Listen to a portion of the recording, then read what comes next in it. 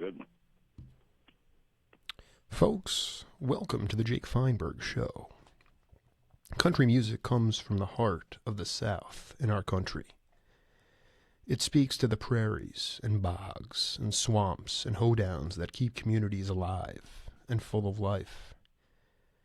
Popular country music of today is represented by cowboys who might look handsome and play the role, but they aren't really cowboys. The mavericks full of brass and spur and cattle end-arounds came from Appalachia, and the bluegrass pickers and the fiddlers like Red Allen, Tex Logan, and Bill Monroe.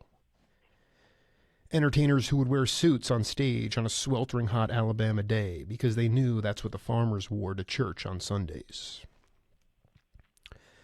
My guest today hails from Wilmington, North Carolina, which was bubbling with its own regional music clustered inside the Black Mountains, where there might have been a shady grove to cool off, rosin up your bow, and do some fiddlin and singing.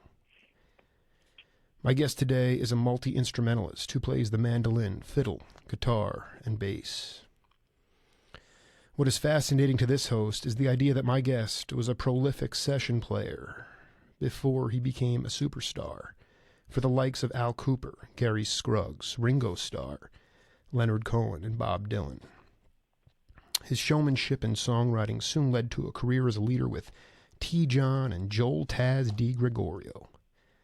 Back then he was talking about Armageddon, all the while willing to wake up and try again tomorrow. His albums have been played under a full moon in South Carolina and in the whispering pines of upstate New York, where as a camper the images of chicken and bread pans and fire on the mountain permeated the minds of so many kids who dream of painting a masterpiece. Half a mile from Tucson by the morning light, Charlie Daniels, welcome to the Jake Feinberg Show. Well, thank you. I think you done said it all. I can just hang up here. That was wonderful. Thank you. You better believe it, my friend. I mean, it's poetry in motion here, my friend, and it's great to have you in the state of Arizona. Welcome back. Well, it's great to be here, and it's always a pleasure to be in Arizona. I've always had a lot of fun here. Actually, I wanted to, because you, grew up in North Carolina, but as far as the desert is concerned, talk, if you can, about a story about the images here, or any fond memories you have from being in Arizona playing. Well, I actually lived in the desert for a while. I lived in El Paso, Texas, back when I was considerably younger than I am now, and kind of got in tune with desert life. We actually owned for a good while, we owned a condominium over here in the Phoenix area.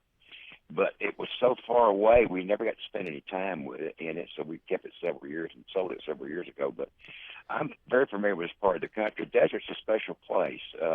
This area is a special place, and I've been coming through here for a long time, and to watch it grow, the state to grow the way that it has, it's just, every time I come out here, it seems like it's grown some more. It's just a lot of people getting into the desert way of life and enjoying it.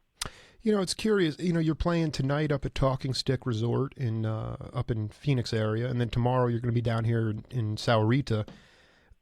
Back in the day, Charlie, I wanted to ask you, how special was it when you first started your own band to be able to go to a town like, I don't know, Asheville or Tucson or Phoenix and play for a week at a time, or even have a residency for 2 weeks or 3 weeks? I mean, as opposed to these kind of one-night stands. What did it mean for you as far as getting the band to be tighter, but also being able to relate to the people more?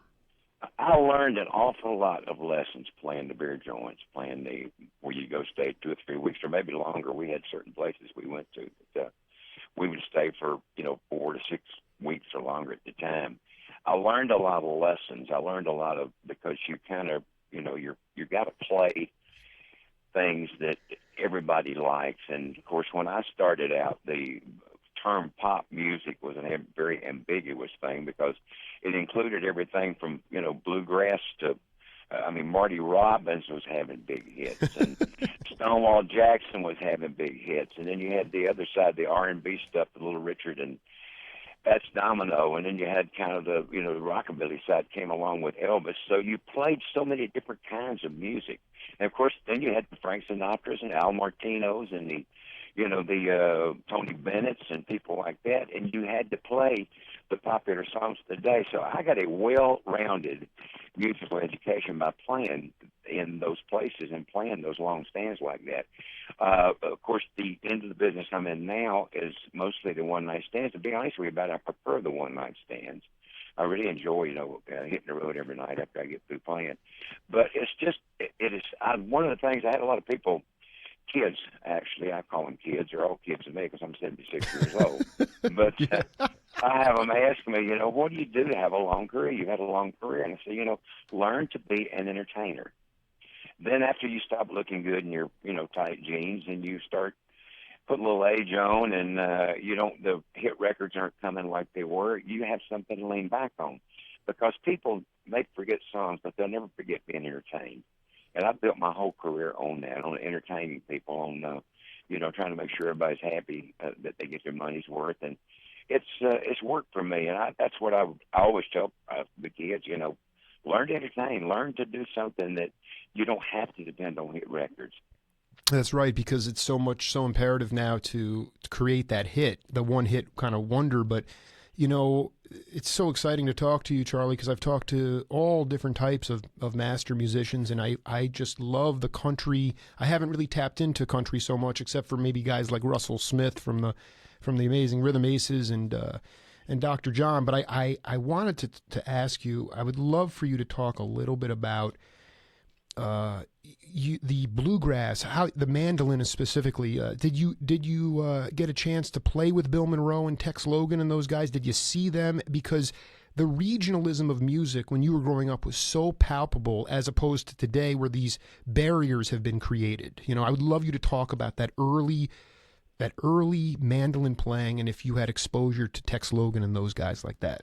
I cut my teeth on bluegrass music. It's the first music that actually caught my interest that I wanted to emulate. And I think one of the reasons for it was, at the time, it was the day of the live radio show, where bands would have live radio shows on the big stations in the state and would go around and play show dates in that area. And Flat and Scruggs were at WPTF in Raleigh, which was a station that went all over a big part of the state. So I got to listen to them, and I really got into that kind of music. I really like that kind of music. So I learned, when we started learning to play, we gravitated in that direction. And I used to take Bill Monroe records and just literally sit and, try to figure out what he was doing with the mandolin. And I didn't have anybody much around that knew how to play that could show me anything.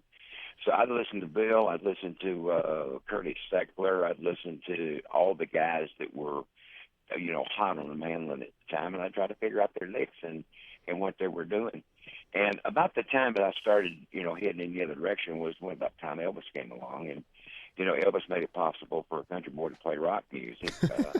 It was kind of, before then it was basically horns and pianos and that sort of thing. And Elvis came along, kind of knocked all that out the window. And I bought an electric guitar and started, kind of emulating people like Elvis and those folks. And it's just all been it's all fun. I have developed such a big taste for music. I love all kinds of music. And when you hear us play, we play all kinds of music. If you listen to a CDB set, you'll hear everything. You'll hear bluegrass, you'll hear rock, you'll hear jazz, you'll hear gospel. You'll hear all kinds of stuff. You hear country. But it's, I think sometimes we tend to categorize music a little too stringently, because there's no reason why you can't like every kind of music. Basically, I do. I can find something in almost every kind of music that I thoroughly enjoy. And if you looked in my iPad and the sources that I use to play my music on, you'll find everything from Mozart to Bill Monroe to Charlie Parker to I just like it all, and it depends on what mood I'm in, what I listen to. I don't put any blinders on me when I listen to music, or actually when I create it. I create music. I follow, my God-given talent where it leads me, and I go to wherever a song leads me is where I go, and whatever it turns out to be genre-wise, that's just what it is. So we play all kinds of music, and I like all kinds of music. Yeah, and this is one of the things that's astounding about Charlie Daniels, because he's had such a prolific career as a leader. I mean, you've been doing this for so long, and but really, I mean, you had a friend. I think his name was Bob Johnston. Was that his name? Mm-hmm. Bob Johnston. It brought me to Nashville in 1967, and now we know Nashville as Nash Vegas, right? It kind of looks more like Vegas than it does anything else. And well, it depends on how you look at it. I don't look. No, but here's my point. I would love for you to talk to my audience, because Charlie, I was born in 1978. Uh-huh. I was born way after you started your career, and I think that when you're talking about this cross-pollination of music and the fact that there weren't such stratification at that time, talk early on about your presence, how you would come into these sessions, whether it was Leonard Cohen or whether it was Al Cooper, whether it was Nashville Skyline with Bob Dylan. As a professional musician, how would you come into those sessions, and what were you trying to bring to those sessions? My feeling is that you go into a recording session, you try to interpret what the artist is trying to do. A lot of times that's a little on the cut and dried side on some of the Nashville sessions, because you go in, they play you a demo, and they want you to play like the demo did. That's basically what sold it, the arrangement, the way it's done. So you just copy the demo. You go in and play, you pick a part that, if you're playing guitar, you're playing rhythm guitar, you pick a rhythm part that's on the record, or you pick something that, that they're playing on the record, basically. And then within that, you can kind of maybe move out a little bit. But when Bob Dylan came to town, that was just kind of out the window, because Bob approached the whole thing from a different point of view. He was there because he wanted you to put into the music what you wanted, and the first time what you could do best. And the first time that you heard it was when you heard him sing it. He took his guitar, he didn't have any demos. He'd just take his guitar and he'd stand there and sing a song. And then the musicians would say, well, let's try this, let's try that. But trying to do what you felt was good for his music, something that you felt would enhance the song that he was doing. And that's my approach to recording to this very day. When I go in, I try to do stuff that will enhance the song, if it's my song or somebody else's. So my definition of a studio musician is someone who can get into somebody else's music, if you happen to be playing somebody else's music, to get into somebody else's music and interpret it in a way that enhances it and makes it work. That's the only way I know to go about doing it, where you can actually be a help rather than a hindrance. If you go in and try to, be too much, too demanding of doing it this way or that way, it's not really, it's not going to work. So you kind of roll with the punches and go from there. Yeah, and actually, it's important to point out here that Charlie at that time, I mean, you were playing bass. A lot of people don't realize you were a bass player at that time. Well, I played guitar more than bass. I did. I played some bass. I played some bass with on some Dylan things. I played bass on some Flat and Scruggs things. But basically, I was playing guitar. Some of the albums that I played bass on were albums that got kind of be well known, so people did kind of think I was, basically a bass player, but I was doing more of a guitar player. All right, let's hear a little bass playing here from Charlie Daniels, and we'll come back and talk about it. But with Bob Dylan, it worked the same way with Leonard Cohen. Leonard had such a fragile style that you had to be careful. He was so easily stepped on. The music he was doing at the time I worked with him, it was just you had to find the holes and fit in and stay out of everywhere else. And that's a very good example of what I was talking about. Is you find your place and you stick with it, because it's a very sparse track. And you could hear it and say, well, I would put this in it, I'd put a keyboard in it, I'd put that in it.